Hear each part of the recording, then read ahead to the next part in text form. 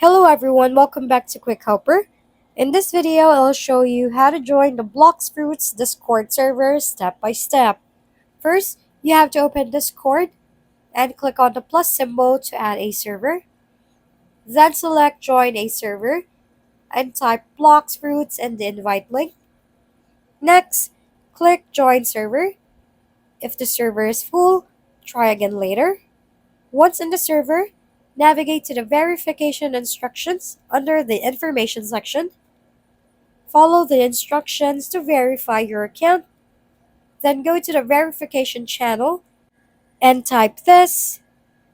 Click on the verification link provided and authorize access to your Discord account.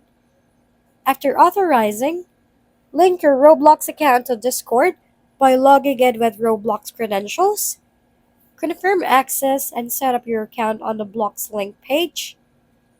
And that's the final step. Thank you for watching.